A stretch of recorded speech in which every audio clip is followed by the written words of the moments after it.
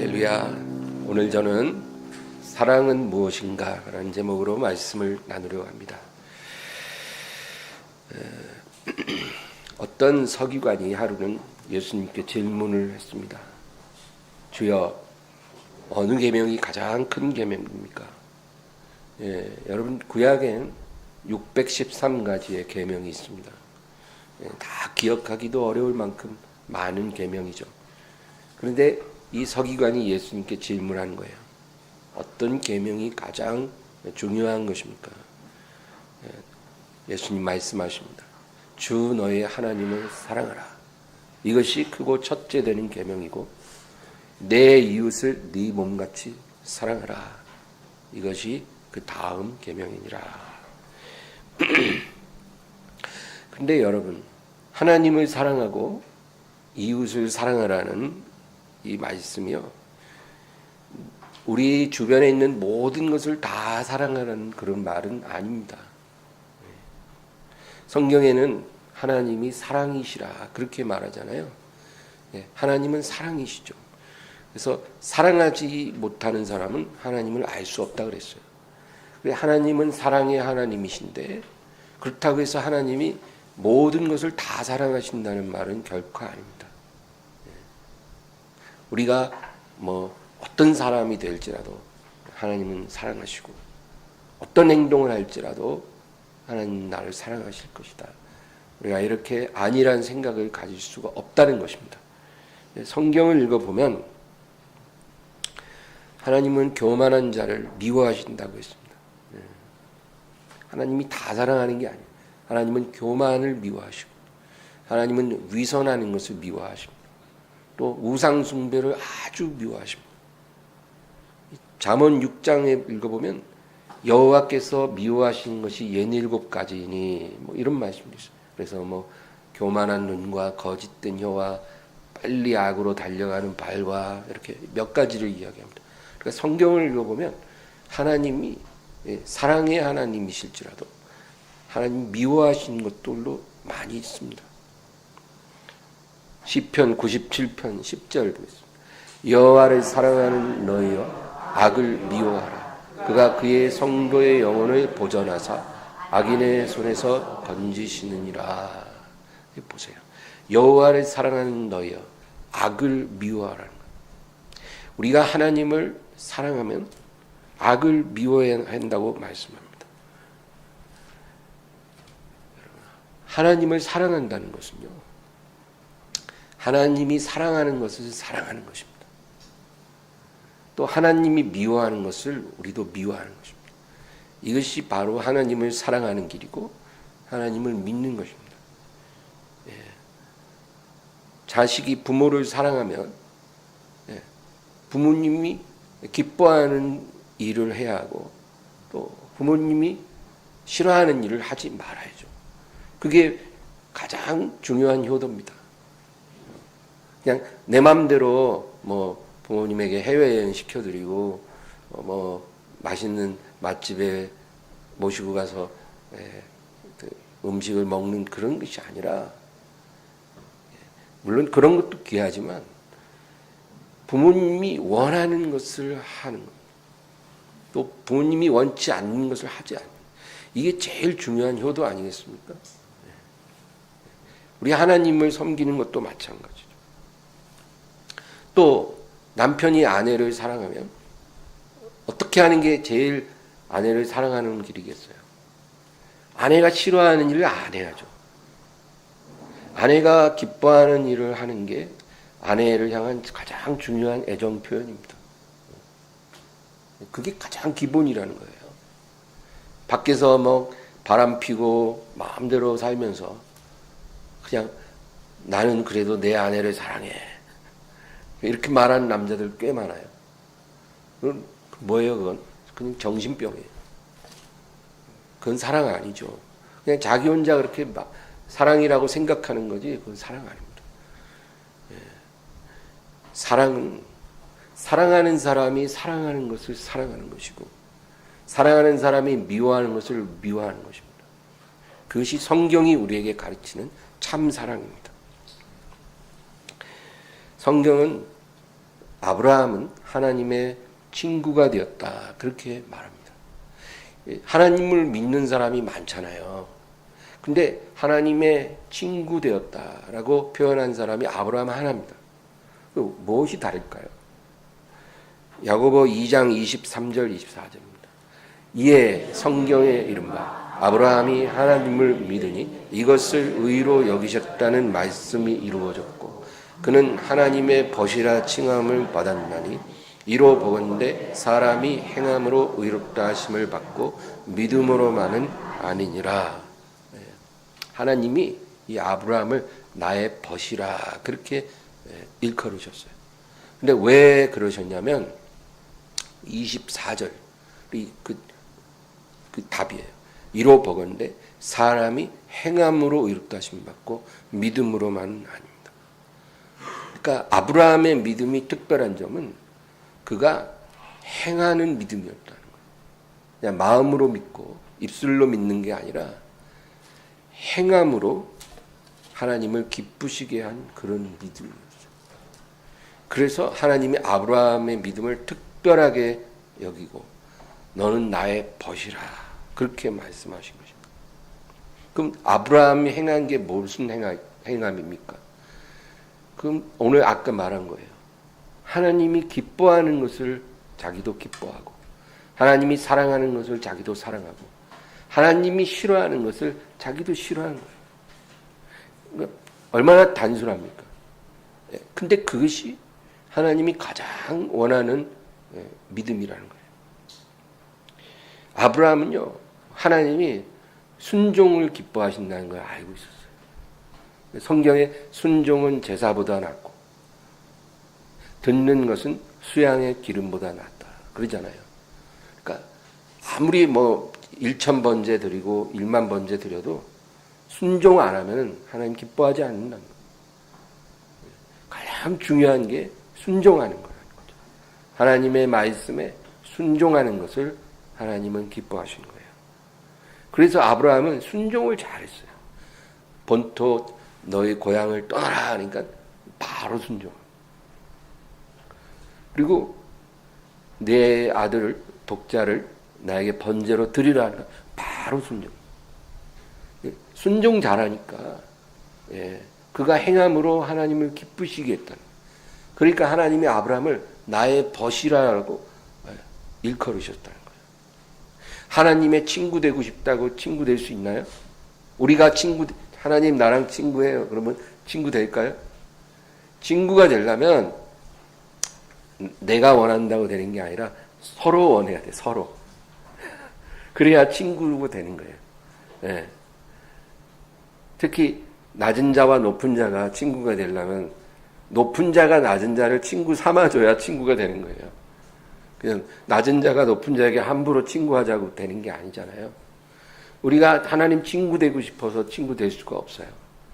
하나님이 친구 삼아 주셔야 되는 거죠. 아브라함은 또 하나님이 미워하는 것을 그도 미워했다고 그래요. 이것도 참 중요합니다. 하나님이 기뻐하는 것을 기뻐하는 것도 중요하고 미워하는 것을 미워할 줄 알아야 돼요. 창세기 13장에 보면 이 아브라함이 이제 조카 롯과 늘 함께 하다가 헤어집니다. 왜냐하면 하나님이 복을 주셔서 가축이 너무 많은 거예요. 그래서 함께 다니기가 힘들어졌어요.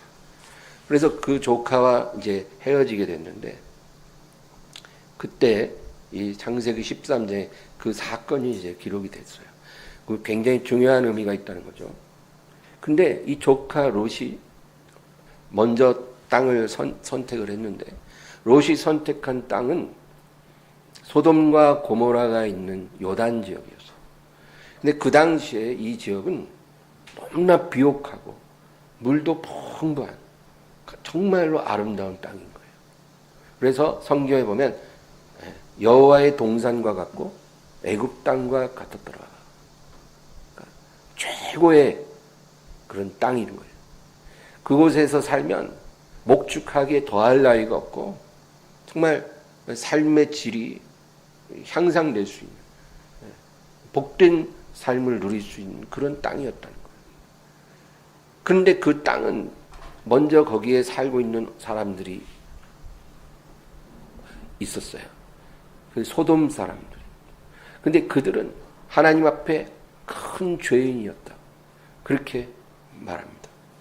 그러니까 근데 이 롯은 그 소돔 사람들의 하나님 앞에 큰 죄인인 것을 별로 중요하게 생각하지 않았어요. 그리고 그 땅만 봤어요. 내가 저 땅에 가면 잘 살 수 있겠다. 그렇게 생각을 하고 그 땅을 선택한 겁니다. 근데 아브라함은 그 소돔 땅을 좋아하지 않았어요. 그래서 아브라함은 하나님이 자기에게 머물게 하신 가나안 땅에 머물기로 결심을 합니다. 아브라함과 이 롯은 둘 다 하나님을 믿는 믿음의 사람이었어요. 근데 둘 다 하나님을 믿었지만 두 사람의 믿음은 조금 차이가 있었어요. 롯의 믿음은 하나님의 마음을 헤아리지 않는 마음, 그런 믿음. 여러분, 우리가 이런 믿음을 많이 갖고 있어요. 하나님을 믿지만 하나님의 마음에 관심이 없어요. 하나님이 뭘 기뻐하고 뭘 싫어하는지 그런 건 별로 관심이 아닌 거예요. 그냥 철저하게 내가 중심이 되는 그런 믿음인 거예요. 내가 하나님께 뭘 구하면 하나님이 내게 그걸 주셔야 하고, 내가 원하고 바라는 걸 하나님이 이루어 주셔야 하는 거예요. 그런 의미에서 하나님을 믿는 거지.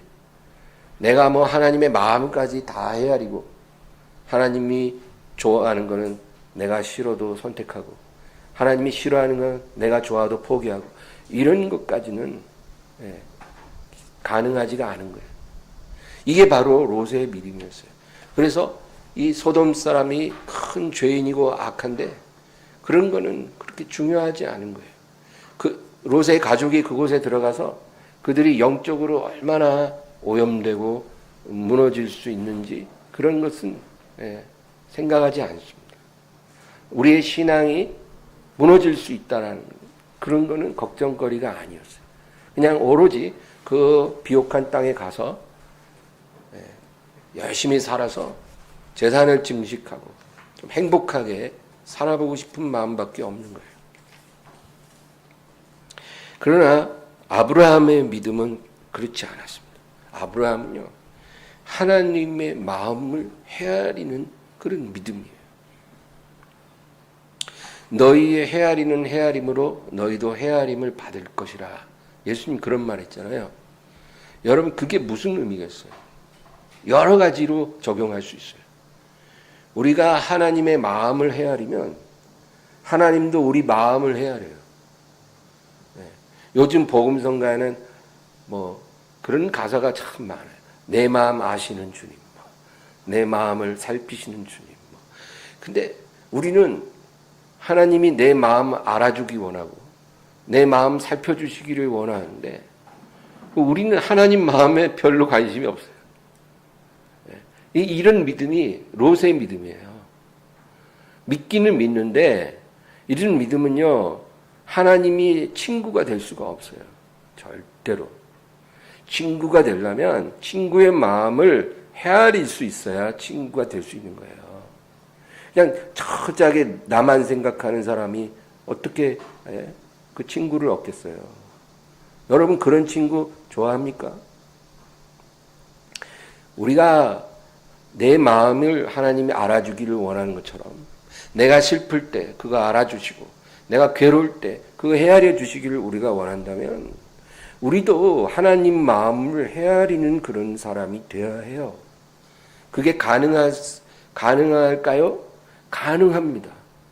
하나님은 그러한 관계를 맺고 싶어 하세요. 하나님이 기뻐하는 것을 우리도 알아야 하고 그것을 선택해야 해요. 내가 그것이 좋지 않아 보일지라도 하나님이 기뻐하면 기꺼이 내가 그 길을 선택할 수 있어야 돼요. 하나님이 원하시는 그 길로 내가 갈 수 있어야 돼요. 하나님이 원하시지 않고 기뻐하지 않는 그런 것은 과감히 우리가 포기할 수 있어야 되는 거예요. 그게 하나님을 헤아리는 믿음입니다. 창세기 13장 8절에서 13절. 아브라함이 롯에게 이르되 우리는 한 친족이라 나나 너나 내 목자나 서로 다투게 하지 말자. 내 앞에 온 땅이 있지 아니하냐. 나를 떠나가라. 네가 좌하면 나는 우하고 네가 우하면 나는 좌하리라. 이에 롯이 눈을 들어 요단 지역을 바라본즉 수아이까지 온 땅에 물이 넉넉하니 여호와께서 소돔과 고모라를 멸하시기 전이었으므로 여호와의 동산 같고 애굽 땅과 같았더라. 그러므로 롯이 요단 온 지역을 택하고 동으로 옮기니 그들이 서로 떠난지라. 아브라함은 가나안 땅에 거주하였고 롯은 그 지역의 도시들에 머무르며 그 장막을 옮겨 소돔까지 이르렀더라. 소돔 사람은 여호와 앞에 악하며 큰 죄인이었더라. 처음에는 소돔 성까지 들어가진 않았어요. 그 주변에서 목축을 했는데 살다 보니까 사람들이 많이 모이고 화려한 문화가 있는 그 소돔 성으로 들어가게 된 거예요. 왜냐하면 그 롯의 아내와 자녀들이, 딸들이 그걸 원했던 거죠. 그래서 더 편리하고 안전한 소돔성에 들어가서 살게 되었어요. 그 소돔의 문화는 아주 타락한 문화였음에도 그것은 그렇게 중요하지 않은 거예요. 그렇게 해서 롯이 떠난 후에 이제 이어서 14절에서 18절 읽겠습니다. 롯이 아브라함을 떠난 후에 여호와께서 아브라함에게 이르시되 너는 눈을 들어 너 있는 곳에서 북쪽과 남쪽 그리고 동쪽과 서쪽을 바라보라. 보이는 땅을 내가 너와 내 자손에게 주리니 영원히 이르리라. 내가 내 자손이 땅의 티끌 같게 하리니 사람이 땅의 티끌을 능히 셀 수 있을진데 내 자손도 세리라. 너는 일어나 그 땅을 종과 횡으로 두루 다녀보라. 내가 그것을 내게 주리라. 이에 아브라함이 장막을 옮겨 헤브론에 있는 마므레 상수리 숲풀에 이르러 거주하며 거기서 여호와를 위하여 제단을 쌓았더라. 아브라함이 롯과 헤어지고 롯은 소돔 땅을 택하고 아브라함은 가나안 땅을 택했습니다. 그러고 나서 바로 하나님이 아브라함에게 임하시고 말씀을 하시는 거예요. 네가 지금 발로 밟고 서 있는 그곳에서 동서남북을 바라보라. 네가 바라보는 그 모든 광활한 땅을 내가 너와 네 자손에게 영원히 주리라. 그리고 너의 자손이 그곳에서 번성하여 셀 수 없을 정도가 되리라. 하나님이 엄청난 축복을 약속하셨어요. 그런데 하나님이 이렇게 아브라함을 축복한 이유가요. 아브라함이 하나님의 마음을 헤아렸기 때문에 하나님이 무엇을 미워하는지 알고 하나님이 무엇을 원하시는지를 알았기 때문에 하나님은 아브라함의 선택을 기쁘게 여기시고 그를 축복하신 거예요. 그래서 여러분 이 다음에 어떻게 이 결과가 이루어졌습니까? 시간이 흘렀어요. 시간이 흘렀는데 결국 이 롯은요 소돔 땅에서 잘 되지 못했어요. 그래서 그는 자기가 그제까지 평생을 모은 모든 재산을 다 잃어버렸어요. 모두 다 불탔어요. 그리고 그의 아내도 잃고 두 사위도 잃었어요. 롯과 두 딸만 겨우 목숨을 건지게 되었어요. 하나님을 믿는데 이런 일이 일어났던 거죠. 그것도 역시 롯에게는 하나님의 긍휼이고 은혜지만 그러나 최선의 결과가 아니었던 거예요. 그러나 아브라함은 평안을 주셨어요. 하나님이 그를 축복해 주셨어요. 그래서 항상 베풀고 나누고 구워주고 그런 삶을 살게 해주신 겁니다. 우리가 하나님의 벗이 되어야 되는데 하나님의 벗이 되지 않고 하나님이 미워하시는 세상의 벗이 되면 여러분 그것은 곧 하나님과 원수가 되는 것이다. 그렇게 성경은 말합니다. 성경은요, 우리에게 선택을 항상 요구해요. 둘 가운데 네가 선택하라는 거예요. 근데 우리가 볼 때 둘 다 좋아요. 둘 다 포기하고 싶지 않아. 그래도 안 돼요. 하나님은 하나를 택하라는 거예요. 그러니까 결국은 사람들이 실족합니다. 둘 다 갖고 싶은데 그렇게 못한다니까 결국은 하나를 선택하는데 뭘 택하냐면 나쁜 걸 택해요. 그래서 롯과 같이 그렇게 무너지는 거예요. 운이 좋으면 자기 영혼은 건지지만 무너집니다.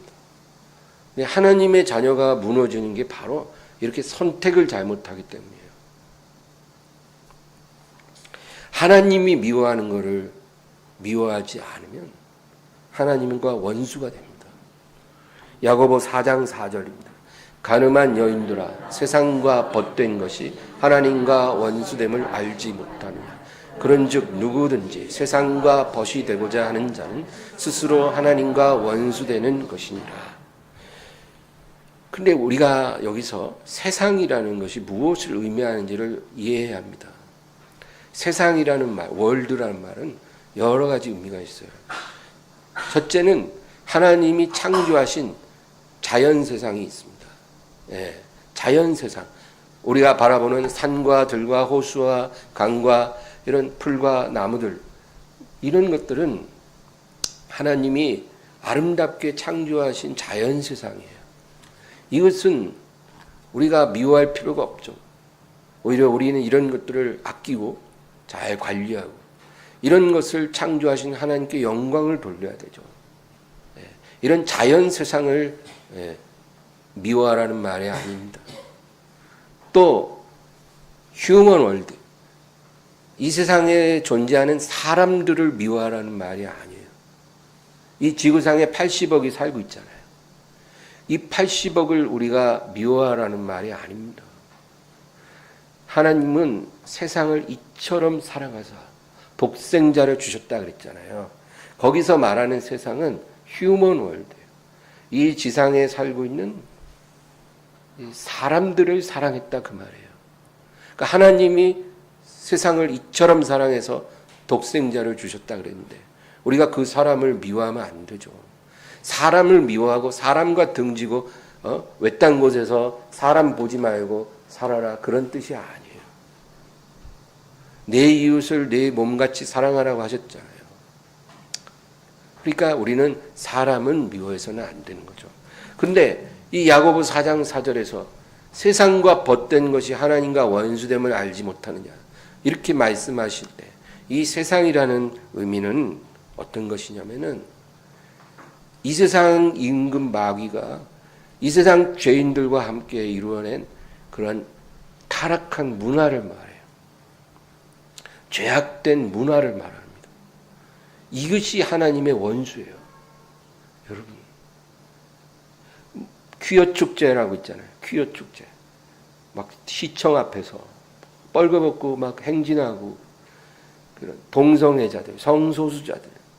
그런데 국가에서 그런 걸 다 허락해줘요.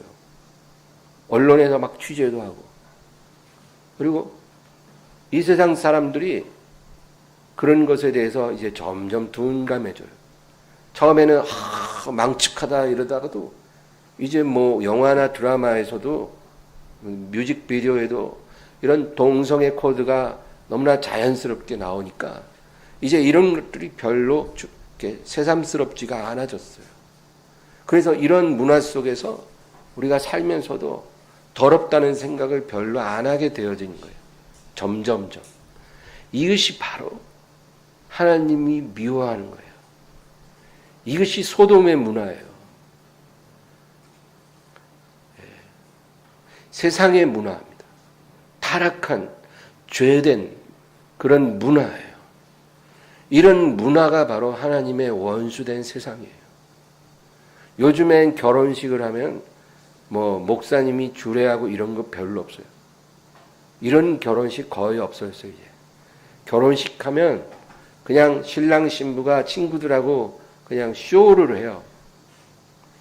자기들의 어떤 즐거운 이벤트를 기획합니다. 자기들끼리 축하하지 하나님 앞에서 서약하고 하나님의 축복을 구하는 그런 결혼식이 사라졌어요. 일생의 중요한 결혼인데 이젠 하나님을 다 몰아냈어요. 하나님이 머물 자리가 없어요. 하나님의 축복도 전혀 바라지 않아요. 그냥 자기들이 즐거운 시간일 뿐이에요. 이런 문화가 타락한 문화예요. 근데 우리가 이런 문화 속에서 살기 때문에 이런 문화가 문제가 된다고 생각을 못하는 거죠. 그러면 가랑비에 옷 젖듯이 우리의 영혼이 점점 더러워져 가는 거예요. 우리가 그래서 롯과 같은 상황에 처하게 되는 거예요. 그래서 롯은 겨우 자기 영혼을 건졌지만 많은 것을 대부분을 잃어버렸어요. 그것이 롯의 선택한 열매인 것입니다.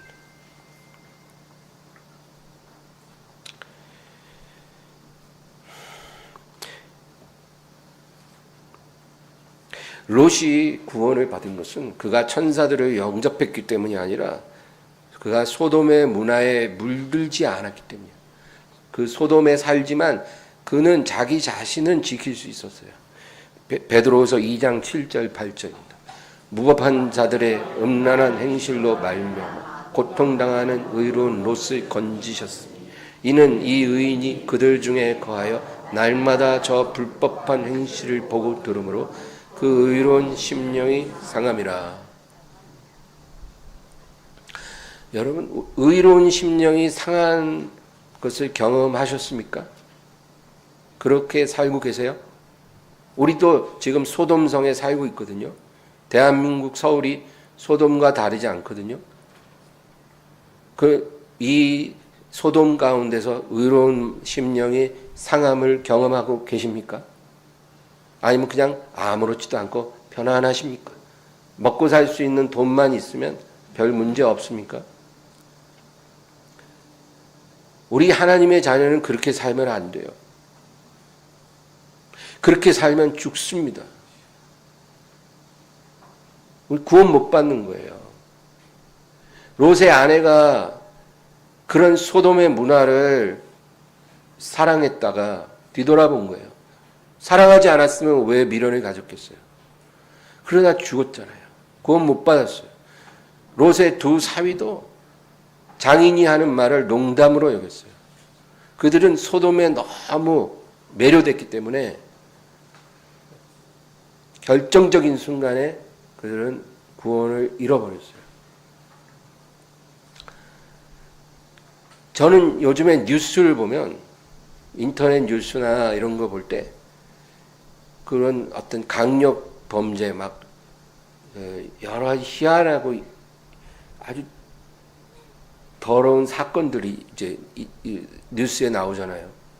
옛날에는 그런 걸 봐도 그냥 견디졌는데 요즘엔 그런 거는 제목만 보고도 그 내용을 보지 않게 돼요. 그 내용을 보고 싶은 용기가 안 나요. 제가 이제 마음이 약해졌는지. 근데 마음이 너무 힘들어요. 그런 뉴스를 디테일하게 읽고 싶지 않아요. 내 마음이 그것을 감당할 수가 없어요. 그래서 이제는 뉴스를 거르게 돼요. 이런 상황이 점점 더 심해질 거라고 생각을 합니다. 하나님의 자녀들은 이 소돔의 문화가 견디지 못할 만큼 괴로움이 되어야 돼요. 그것이 바로 하나님이 미워하는 것을 미워하는 사람입니다. 만약에 우리가 이 세상의 문화를 견디고 있다면, 편안하게 생각하고 있다면 그게 바로 하나님과 원수됐다는 거예요. 롯의 두 딸도 구원을 받았어요. 그 딸들이 왜 구원을 받았을까요? 그 딸들은 약혼자들이 있었어요. 결혼을 아직 안 했지만 약혼을 한 거예요. 그래서 사위가 있는 거예요. 그런데 이제 약혼을 하고 결혼을 앞두고 있으면 얼마나 그 소중합니까? 약혼자가. 근데 그 약혼자들이 있는 곳으로 가지 않고 하나님을 경외하는 자기 아버지의 말에 순종했어요. 그래서 그들도 살은 거예요. 만약에 약혼자들을 따라갔으면 그 딸들도 불에 탔을 거예요. 요한일서 2장 15절입니다. 이 세상이나 세상에 있는 것들을 사랑하지 말라. 누구든지 세상을 사랑하면 아버지의 사랑이 그 안에 있지 아니하니. 이 세상과 이 세상에 있는 것들, 타락한 문화들을 사랑하지 말라. 누구든지 그것을 사랑하면 아버지의 사랑이 그 안에 있지 아니하리라. 그러니까 우리가 이 세상을 사랑하면, 그 안에 있는 것들을 사랑하면 하나님의 사랑이 우리 안에 들어올 수 없다는 거예요. 여러분, 세상을 사랑하는 사람이 하나님의 사랑도 받으면서 사는 것은 불가능하다는 거예요. 선택해야 하는 거예요. 하나님의 사랑을 받을지 세상의 사랑 안에서 살지 우리 선택해야 하는 거예요. 그 다음 16절, 이는 세상에 있는 모든 것이 육신의 정욕과 안목의 정욕과 이생의 자랑이니 다 아버지께로부터 온 것이 아니요 세상으로부터 온 것이라. 이 세상에 있는 모든 것이, 이게 얼마나 중요한 말이에요. 세상에 있는 일부가 아니라 세상에 있는 모든 것, 이 세상에 속한 모든 문화가 다 육신의 정욕, 안목의 정욕, 이생의 자랑이라는 것. 이것은 아버지로부터 온 것이 아니고 하늘로부터 내려온 그러한 성령의 축복이 아니고 세상으로부터 온 것이라. 다시 말해서 지옥에서 올라온 거라는 거예요. 이 세상 문화는 하늘에서 내려온 것이 아니라 지옥에서 올라온 것이에요. 우리를 멸망시키는 가증한 것들이에요. 그러므로 이런 것들을 사랑하지 말라는 거예요. 다 육신의 정욕, 안목의 정욕, 이생의 자랑이라는 거예요. 여러분, 육신의 정욕이 뭘까요? 육신에서 나오는 악한 생각들을 말해요. 우리가 영적으로는 온전히 거듭났어도 이 죄된 본성이 남아있는 육신을 입고 있잖아요. 그래서 이 육신 속에서 악한 생각이 계속 올라오잖아요. 그래서 로마서 7장이 우리에게 말하는 것이 그 두 가지 권세가 우리 안에서 부딪힌다는 거 아니에요. 그러니까 육신의 그런 악한 생각들, 이것이 육신의 정욕이에요. 음란, 탐심, 미움, 시기, 분쟁, 혈기, 이런 것들이 우리가 잠깐 방심하면 육신에서 훅 올라온다. 아무리 경건한 사람도 방심하면 우리의 육신에서 이런 것들이 정욕이 올라오는 거예요. 그래서 우리를 넘어뜨린다는 거예요. 그러니까 우리의 일생 동안 그런 것들과 서로 싸워야 한다는 거예요. 이런 싸움을 우리는 피할 수 없다는 거예요. 우리가 이 육신을 벗는 날에 이 싸움이 끝나는 겁니다. 안목의 정욕이라는 것은 내 것이 아닌 것, 하나님이 내게 주시지 않은 것을 내가 가지려고 하는 마음이에요. 내게 주시지 않은 것을 내가 탐하는 겁니다. 그게 안목의 정욕이에요. 내가 실제로 그거를 취하지 않을지라도 내 눈이 그것을 바라본다는 거예요. 내 것이 아니에요. 그걸 바라보는 마음.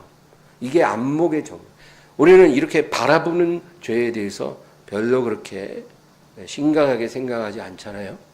여러분, 눈으로 바라보는 그런 정욕도 큰 죄입니다. 아담과 하와가 이 안목의 정욕 때문에 그 과실을 따먹은 거예요. 뭐가 부족해서 그걸 따먹은 게 아니에요. 그냥 너무나 보암직하고 먹음직하고 지혜롭게 할 만큼 탐스러우니까 그냥 호기심이 나는 거예요. 그리고 정말 뱀이 말한 것처럼 눈을 밝게 만들어줄 것 같아 보였어요.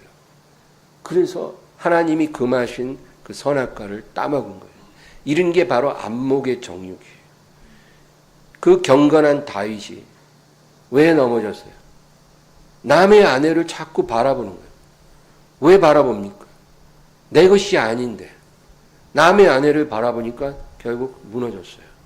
이게 안목의 정욕이에요. 눈으로 보는 것 조심하시기 바랍니다. 하나님이 허락한 것이 아니면 보지 마세요. 그런 거 자꾸 바라보면 어쩔 거예요? 세 번째, 이생의 자랑이라는 것은, 여러분, 자랑이 뭡니까? 자랑은 내가 가진 것을 남들에게 드러내는 게 자랑이에요. 나 뭐 있다 하면 그 남들에게 보여주고 싶은 거예요. 이게 자랑이죠. 이 자랑하는 마음 누구에게나 다 있어요. 근데 이생의 자랑이라는 거예요. 이 세상 삶에서 내가 가진 것, 내가 얻은 것을 남들에게 보여주고 그 자부심을 드러내는 거예요. 영어 성경에 보면 The pride of life라고 그래요. The pride of life. 그러니까 삶의 프라이드라는 거예요. 삶의 프라이드를 갖는 것. 이게 이생의 자랑이에요. 근데 이것도 죄예요. 지옥에서 올라왔다는 거예요. 이런 마음을 갖고 있으면 안 된다는 거예요. 하나님이 경고하신 거예요. 내가 남보다 좋은 집에 이사 갔어요. 그러면 이제 그냥 조용히 살고 싶지 않아요. 막 동네방네 자랑하고 싶은 생각이 들어요. 내가 이렇게 좋은 집에 왔다는 거죠. 그냥 가족들 모아서 밥 먹고 이런 거는 괜찮지만 그냥 괜히 뭐 요즘에 무슨 카카오톡 그런 데다가 뭐 인스타그램 이런 데다가 막 사진 찍어서 막 딥다 올려요. 막 이쁜 사진 탁 찍어갖고 다 올려요. 좀 봐달라는 거예요. 명품을 사면 그냥 조용히 갖고 다니지 않고 남들이 좀 봐줬으면 하는 거예요. 사진 찍어서. 그걸 뭐라 그래요, 요즘에. 그런 거. 그런 문화. 이게 다 지옥에서 올라온 이생의 자랑이에요. 하나님이 미워하신 거예요. 하나님이 이렇게 미워하는 걸 우리는 얼마나 좋아합니까? 이게 바로 하나님과 원수됐다는 거예요. 그러니까 우리가 아브라함의 길로 가지 않고 롯의 길로 지금 가고 있다. 그 얘기예요. 남편이 승진하면 그거 자랑하고 싶어 못 견디고, 자식이 좋은 대학 가면 그것도 자랑해야 돼요. 누구나 이렇게 살지라도 하나님은 이것을 미워하신다. 그것입니다. 이러한 자랑보다 반대되는 게 섬김이라고 합니다. 여러분, 섬김이 뭡니까? 섬김은 내가 가진 것을 부인하는 거예요. 그리고 스스로 낮은 곳에 내려갑니다. 낮은 곳에 있을 이유가 없는데 스스로 나를 비워서 낮은 곳에 가서 낮은 자들과 친구가 되는 거예요. 이게 섬김이에요. 높은 자리에서 낮은 사람을 어떻게 섬겨요? 내가 낮은 곳에 가서 그들과 동등함으로 섬기는 거예요. 그게 섬김의 본질이잖아요. 그러니까 자랑의 반대는 섬김이에요. 빌립보서 2장 5절에서 8절입니다. 너희 안에 이 마음을 품으라. 곧 그리스도 예수의 마음이니 그는 근본 하나님의 본체시라. 하나님과 동등됨을 취할 것으로 여기지 아니하시고 오히려 자기를 비워 종의 형체를 가지사 사람들과 같이 되셨고 사람의 모양으로 나타나사 자기를 낮추시고 죽기까지 복종하셨으니 곧 십자가에 죽으심이라. 예수님이 바로 섬김의 모델이에요. 하나님과 동등하신 하나님이에요.